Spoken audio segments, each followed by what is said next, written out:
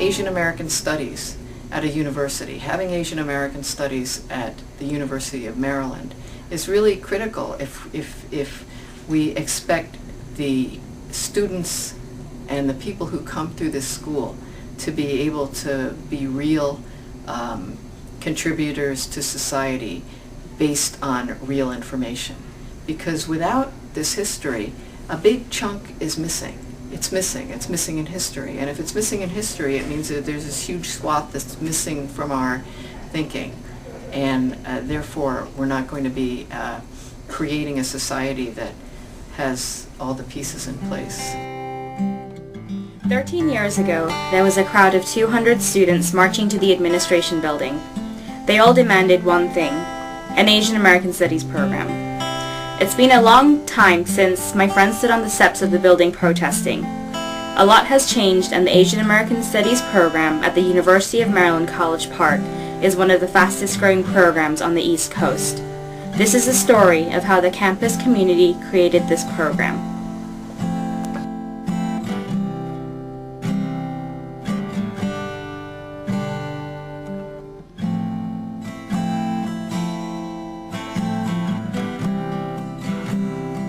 My name is William Liu. I was here at the University of Maryland at College Park from 1991 till 1999. Hello, my name is Schwinn Oh.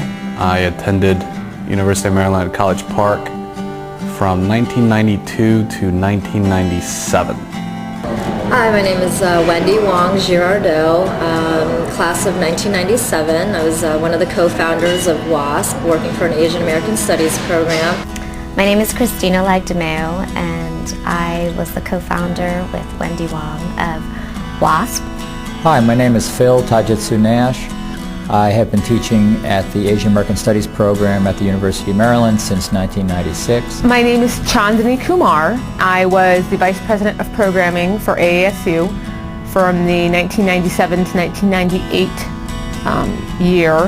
My name is Tanya Lee. I was one of the WASP co-chairs. My name is Angela Lagdameo. I have been the Asian American Student Union President, and I was also the student body president in the year 2001 through 2002. Hello, my name is Dharma Nayak, and I was an undergraduate student at the University of Maryland from 1996 to 2000. During my years as a student, I was involved in trying to get an Asian American Studies program here on campus.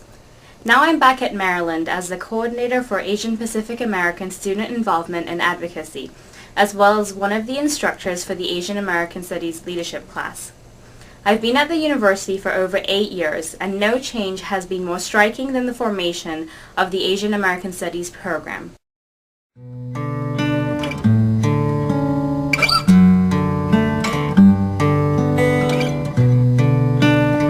Asian American Experiences was offered as part of the University of Maryland's honors program and was the only class that dealt with Asian American Studies at that time. When I was in high school at Prince Orchard High School in Gaithersburg, Maryland, there were obviously a handful of Asian Americans, but at that point it's not something that I related to. What I was focusing on was volleyball, playing basketball, doing fairly well in school, trying to get into college. But when I got into the University of Maryland at College Park, that's where I really noticed. I started questioning who I am, what does it mean to be Asian American or Chinese American, and then I started noticing that there were women's studies program, there was African American studies program, there was Asian studies, and I just started to think, like, for people like myself wanting to know more about, where we come from and just kind of our history in the United States. So when I was a freshman, I was in the honors program here, which is a great program, and they were offering this course called Asian Americans Experience. So I talked to our TA and our teacher, and I just asked, like, why do we not have more classes like this? California has a class like this. All of these other schools had these course offerings, not only in college, but even in high school, and even in grade school. And so that just pissed me off, really, because I just thought I felt entitled to a good education at Maryland, that we should be having this kind of curriculum. So we started an organization called WASP, not White Anglo-Saxon Protestants, as you're familiar with, but working for an Asian American Studies program. We decided that as an organization we wanted to push for the establishment of an Asian American Studies program so that we could have more classes offered, such as this one, in addition to the hiring of faculty and staff and the basic establishment of a program. At the beginning there were just 5 of us working on that. It was myself, my wife Betty Wang, and Wendy, Christina, maybe 1 or 2 others. From there, we just did our research about what it took to get an Asian American Studies program, since there was already this precedent in the United States, and how we studied how they did it in other colleges, and then we brought it here. And so it started very, very much as formal proposals to the administrations.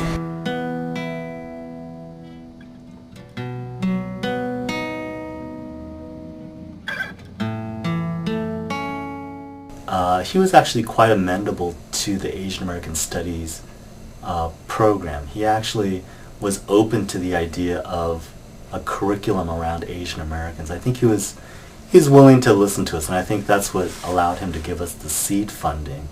In the summer of 1995, the Provost's office provided seed funds for the Asian American Studies project, with Dr. Sung Kyung Kim as coordinator and William Liu as graduate assistant for the 1995 to 1996 academic year. This led to the creation of more classes. And that seed money, at the time we thought it was a big deal, but of course it was such a small amount. It was enough, I think, where we could say, okay, well, they're willing to engage us. We're willing to also then take it and use the time to write up the proposal and work with the university on that basis. It seemed like the university was very favorable to an Asian American Studies program proposal. So, in the winter of 1995, the Asian American Studies project held a one-day workshop for administrators and department chairs with Professor Gary Okahiro, Director of Asian American Studies program at Cornell University, to create a formal proposal to be approved by the University Senate.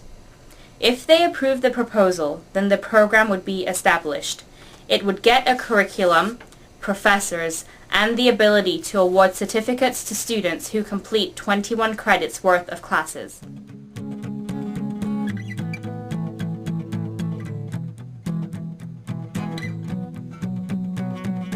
What happened was I had been teaching law and urban studies and Asian American Studies classes, and some people brought me over here to teach the Asian American History class when at that time there were very few classes.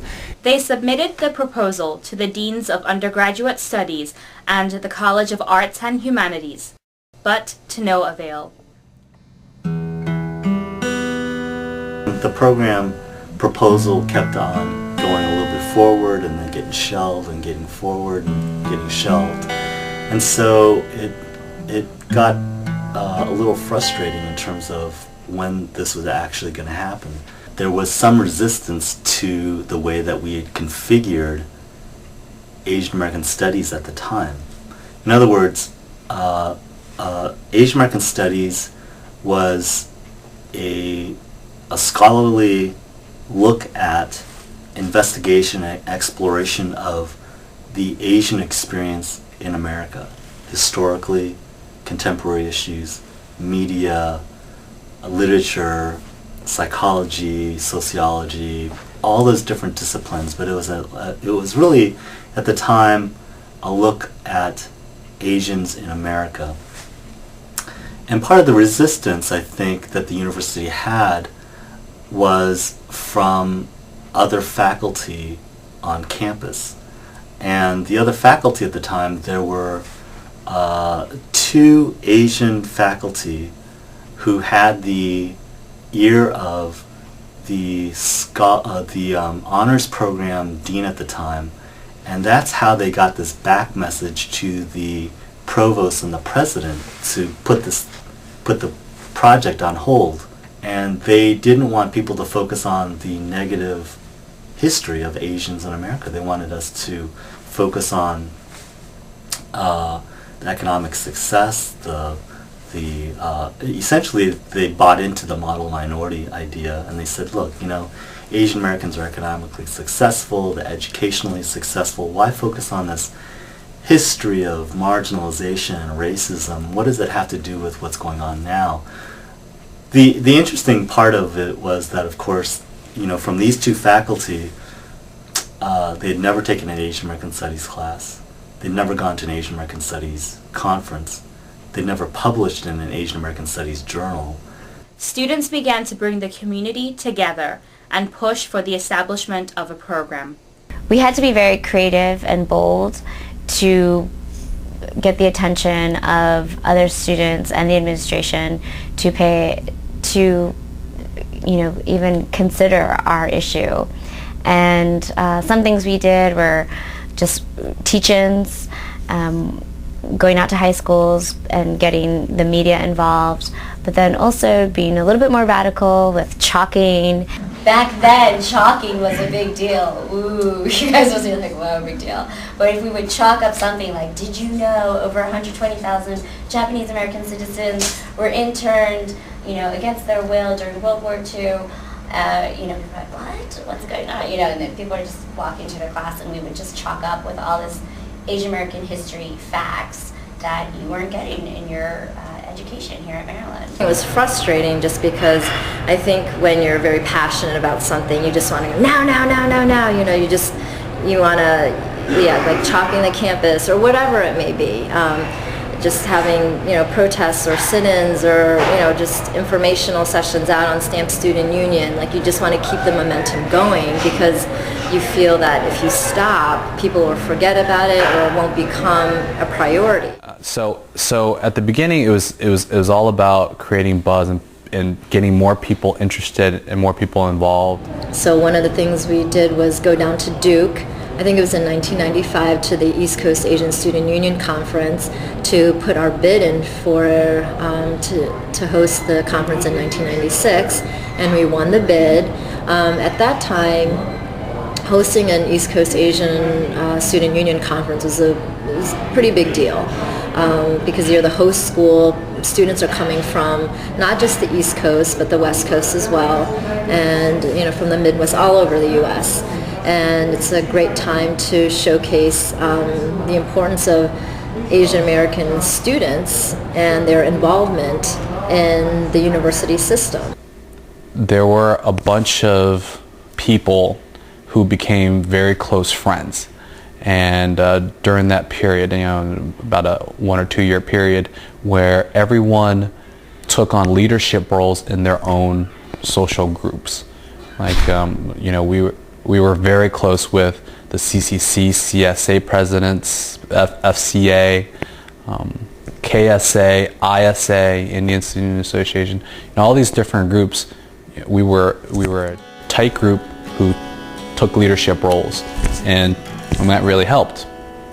That helped by spreading the word, having each of those different groups pull their members in, and just to talk about issues affecting Asian Americans on a whole, on campus, across the country. And maybe out of 100 people, we got 10 people more involved, really interested.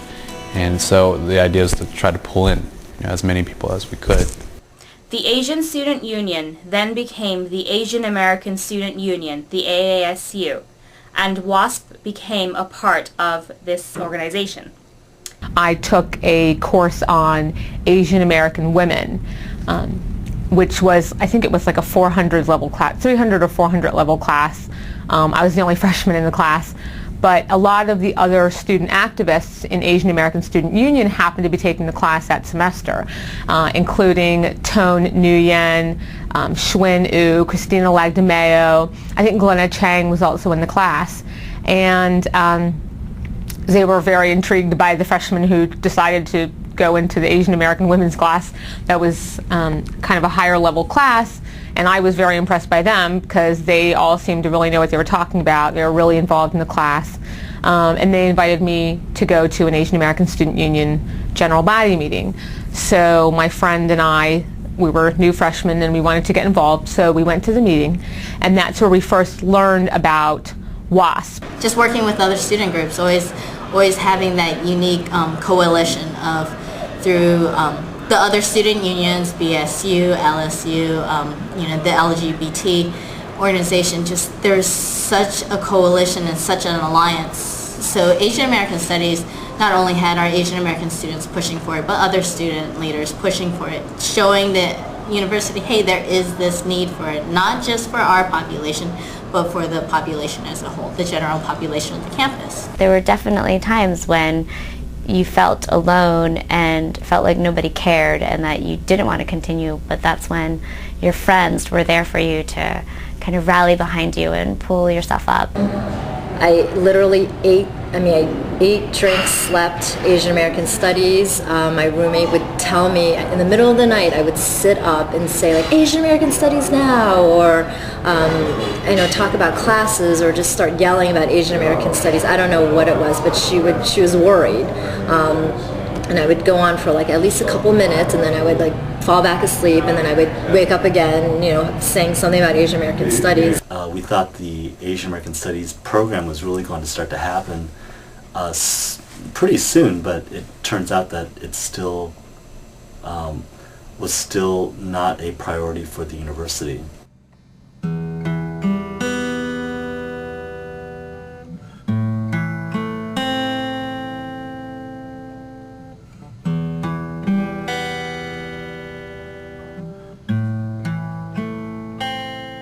In the spring of 1997, the initial funding that Provost Fallon gave began to run out. At the same time, the provost left the university. The problem, of course, is when the head academic official who was pushing and advocating and open to the Asian American Studies program leaves, and another person comes in, you've got to then redevelop all of those relationships and re-explain everything. And there was no, and those agendas, those priorities don't overlap. So the new provost who comes in doesn't need to carry on the same priorities. The new provost who came in convened a meeting. We went to it to talk about this issue. And of course, at the meeting was us and the dean of the honors college and those two Asian faculty. And this was the first time that the provost had heard anything of this. And so he sat down and wanted to get all the major players out there and figure out what was going on. And of course, he walked into this open argument between these two camps. And that's what led to some of the stalling. The problem really was, I think, there was a huge power issue. And the power issue was gender and rank. And what I mean by that is the people who had the ear of the provost were two Asian American full professor men and the dean of the honors college, who was a white man. And here we are on this side, grad student at the time, two female professors, and a staff person, and students. So perceptually, we didn't have any power. We didn't have any of the credibility that these three people had. And so even though they didn't have as many people at the table, their dominance was always present. And so they had to say less, they had to do less, and they still got their way. And so that's what really contributed to the resistance I think the university had to implementing it as quickly as it could have been implemented. With no more funds, the current courses were in jeopardy. With no support from the university, the program would never be established. The students had to act quickly, and they did.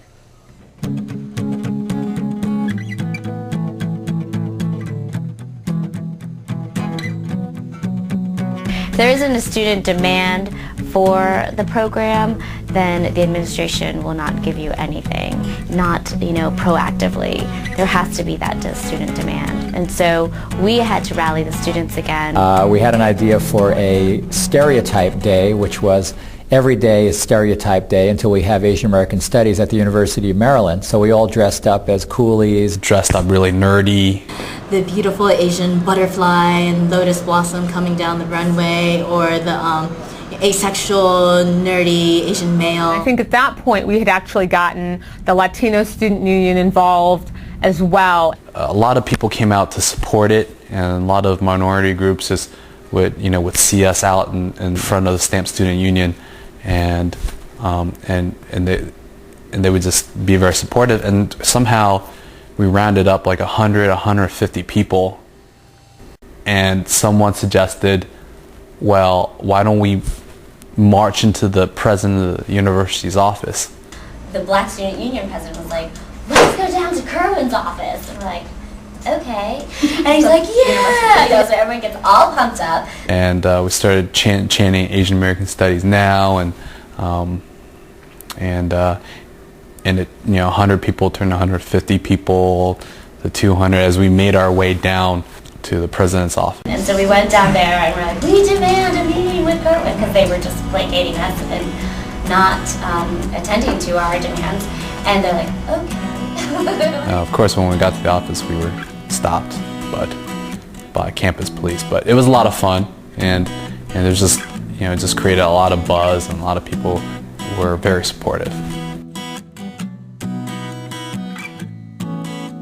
I remember the night before, and actually the day of the meeting, WASP had planned teach-ins and workshops outside the student union. So to have the two kind of layers of approach coincide on the same day. I remember the night before we had gone, okay, I guess I'm admitting I'm a culprit in this, we had gone chalking all over campus, chalking things like Asian American Studies Now, just things to get campus awareness up and moving. And I remember we had gone behind the main administration building, and we saw President Kerwin's parking space, and we were like, what the heck? So we chalked Asian American Studies Now in his parking space so that he would see it when he came in that morning, to know that this was something that the students wanted and that we were ready to fight for it. Like, we had a meeting with the president, and this was like one of our biggest meetings about like, okay, let's get down to it. How much are you going to give us? I went with a bunch of the students, some of the other faculty, and we had quite an important meeting where the students made the case that we needed more funding and more support for Asian American Studies. We had gotten into the main administration building, and we were ushered into this conference room, and Dr. Philip Nash had brought a video camera to the meeting to tape the meeting, so that obviously we would have some record of what went on and what sort of discussions went on, and so that we would be able to clearly, I'm assuming, state the administration's position to the students, etc., after the meeting was over. And they all get nervous. And they're like, what is this? And at that point, I think it might have been the provost was like, shut that camera off. They knew that they weren't going to be able to give us what we were demanding of them, and they didn't want it on tape. So I ended up leaving my camera on outside the meeting hall, recording the audio of the meeting. And we're still trying to find out where that is. But anyway, we did have a great session. And I remember looking over and seeing Christina and Cookie and some of these other really articulate and brilliant people talking to the president, just making his head spin because he had to deal with all these very, very articulate and motivated people who wanted their Asian American Studies program. So in the end, we did get more support and more funding for the program. A task force on Asian American Studies was created to develop the proposal further. I was pushing it for all 4 years that I was here and realized that it wasn't going to happen. So I started bringing in my sister, coercing her, and knew that she had strong leadership skills and that she could carry the baton, so it's not to her.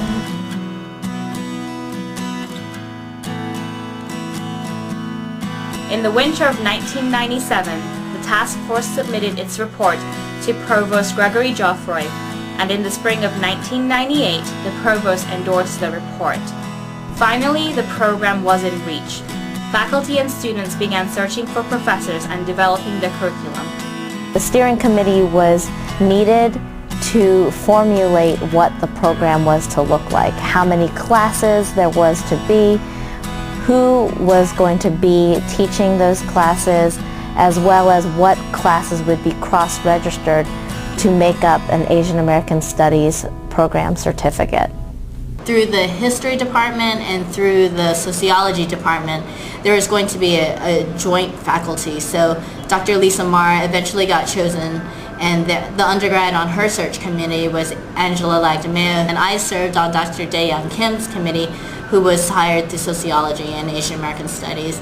And being on the search committee and an undergraduate on that search committee was a very unique experience for me, because I wasn't just there. I actually had a voice there, and I could voice my opinion and voice my concerns for other faculty members that they were considering.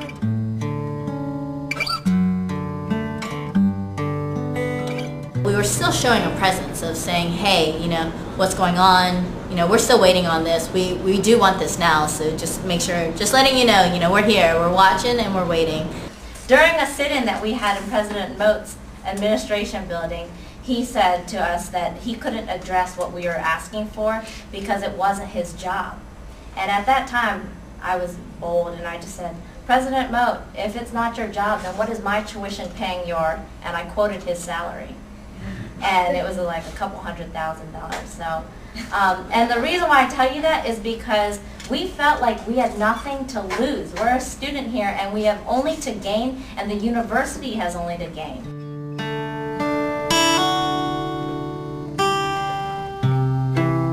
It was then in a University Senate campus meeting that the vote to endorse and fully approve the Asian American Studies Certificate Program was up for vote. I remember sitting in that meeting along with a number of other student leaders who had worked so hard to get to this point of having this vision become a reality. And the vote went up, and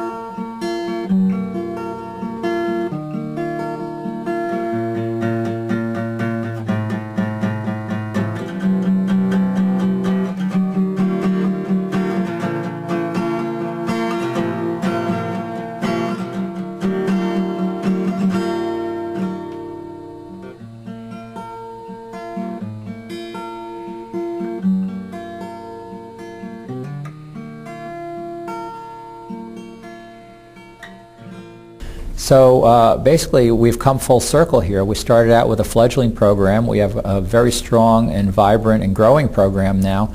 But fortunately, we have not lost the heart and the soul that started this program, because there were some very, very strong student leaders, some very outspoken, articulate, intelligent people. They made a very strong case for the program. They realized that the program had to evolve to where we institutionalized it, where we now have a full-time director, coordinator, staff.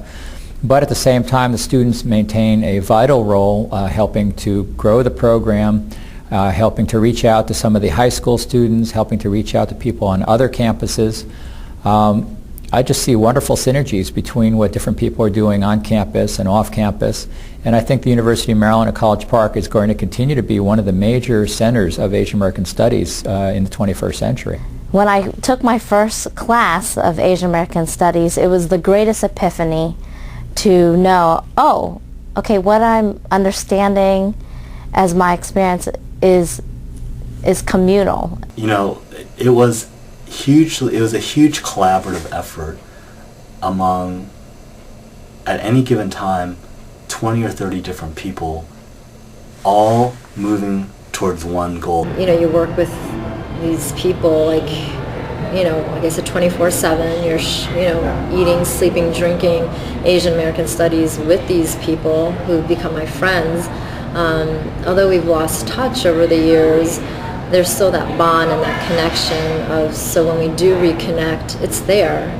Despite the fact that we've all graduated from Maryland, we're all doing our own things now, I think those people have left a mark on me that I'll always cherish. for the rest of my life, just because some of the most memorable days of my life were spent planning, scheming, trying to figure out how we could get this program established. I would say that, we've definitely created some very long-lasting relationships and friendships, and even now after all this time, we've all come together for happy moments and some sad moments, and we're all still very part of each other's lives. Working with the students every day, I think it was all about what we didn't realize as we were doing it is the relationships that we were building and the camaraderie that was formed, because I'm so close with all of those people right now. The friendships we made there were just unbelievable, because you come in before AASU and you have the friends that you have, but then to actually go through the struggle together and find such a commonality among so many different people, these bonds are just amazing. So it was a great collaborative effort. It was a great time.